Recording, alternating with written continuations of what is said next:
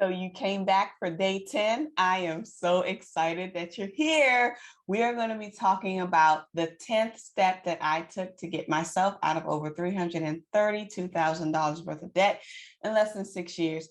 You do not want to miss this. Make sure that you come on into this room and let's get into this work. Let's go.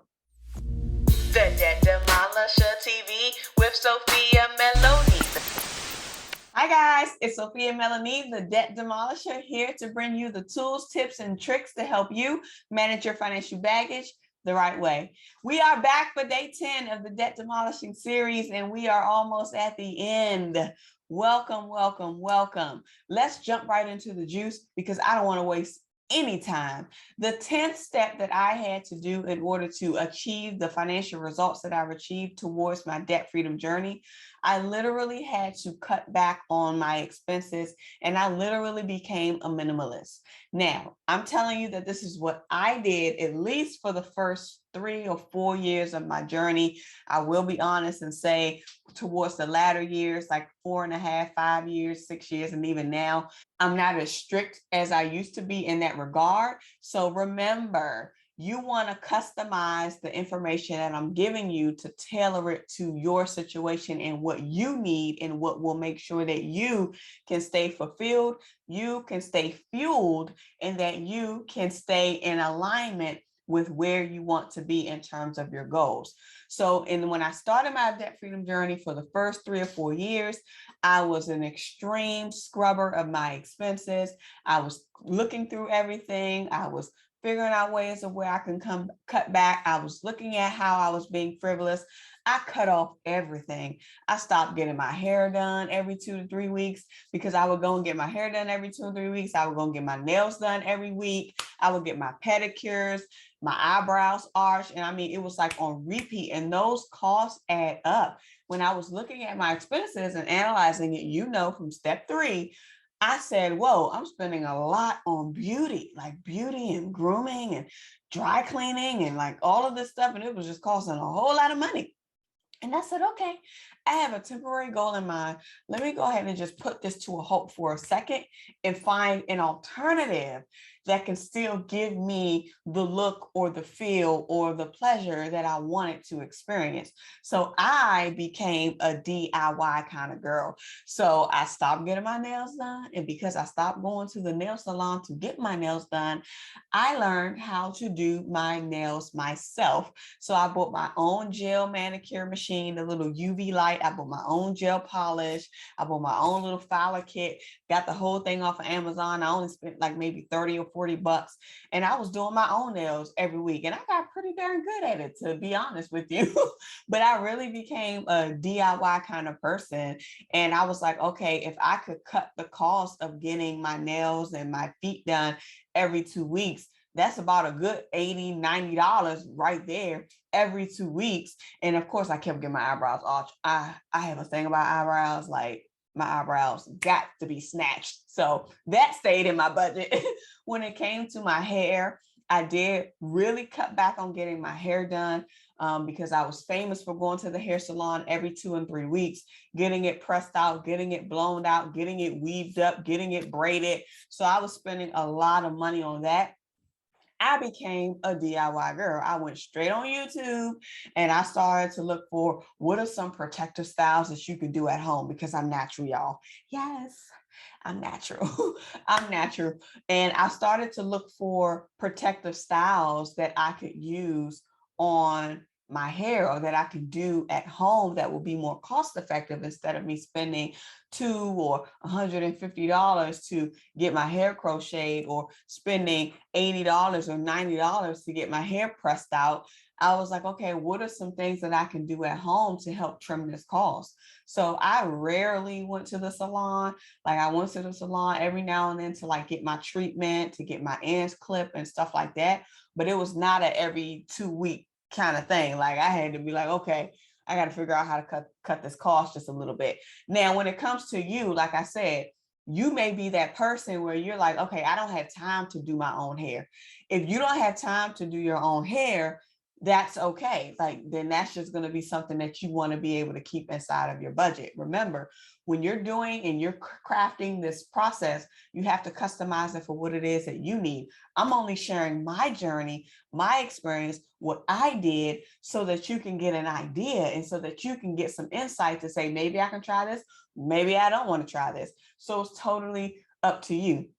What I'm sharing is not set in stone. What I'm sharing is not something that you should follow verbatim. It's just something to kind of get your juices flowing so that you can begin to analyze how you are spending and why you are spending, and if it's something that you truly need or whether or not if it's just something that you just want. So you have to decide this journey for yourself. So when I went into the state of like cutting back, I figured out, okay, where am I buying meals for convenience? So this goes back to me eating out.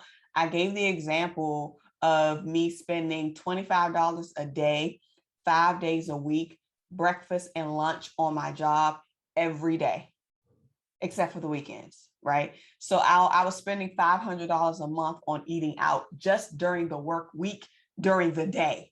Not even including like if I went out with friends for dinner, or if I wanted to celebrate something, or if I wanted to get dinner on the way home because I had to work late. Come on, somebody. That isn't even included in the $500. So I have to think about, wow, I'm spending so much money for convenience. So what did I start doing?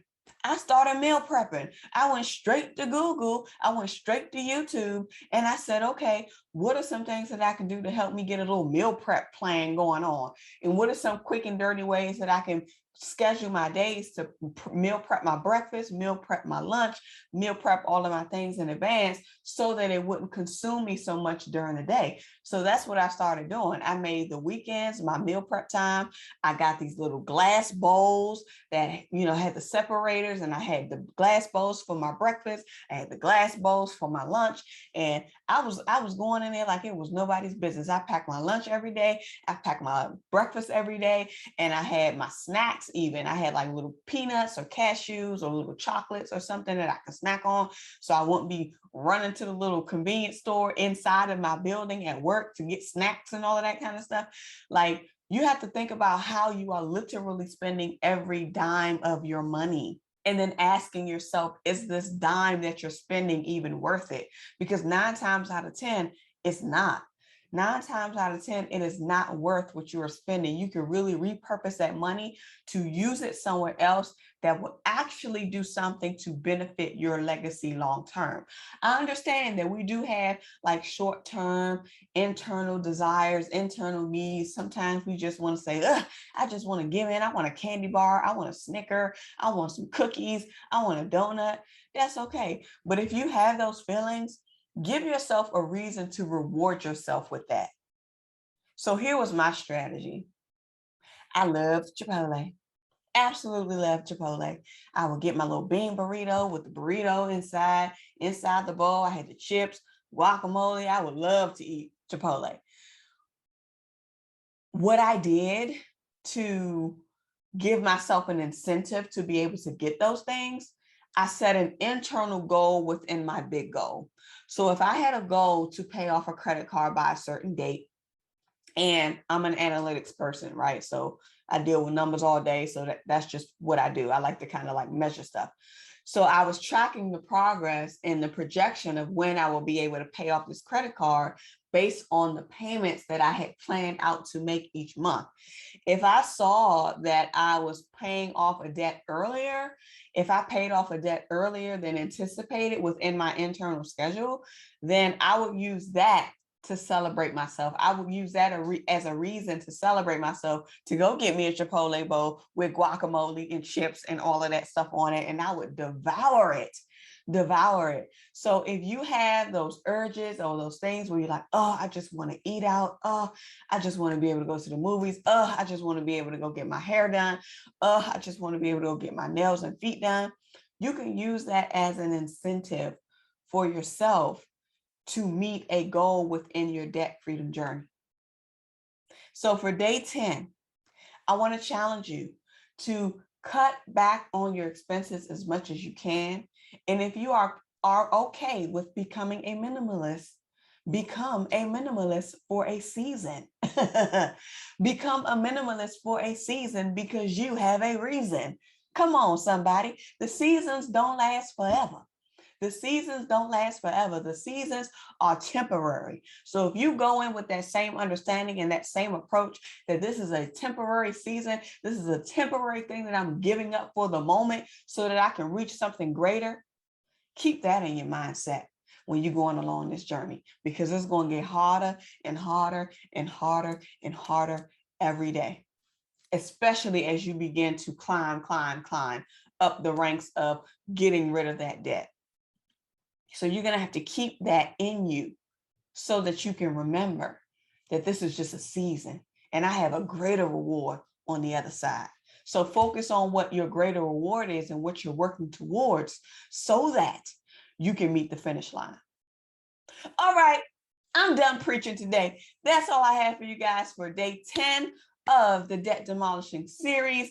Go ahead and drop in the comments and let me know what you took away from today. What was your favorite part? What was that? Ooh, ooh, Sophia, that I needed to hear, because this is what I love to do, to be able to deliver insight to you that will cause you to make a shift, a transformation, an action within your life as it relates to your finances. So you got to do the work. You got to do your part. I'm doing my part. I'm waiting for you. So keep on working, keep on trucking. Remember that your financial prosperity awaits you, and so does your financial sanity. I'll see you guys tomorrow. Bye. The Debt Demolisher TV with Sophia Melone. The Debt Demolisher TV with Sophia Melone. The Debt Demolisher TV with Sophia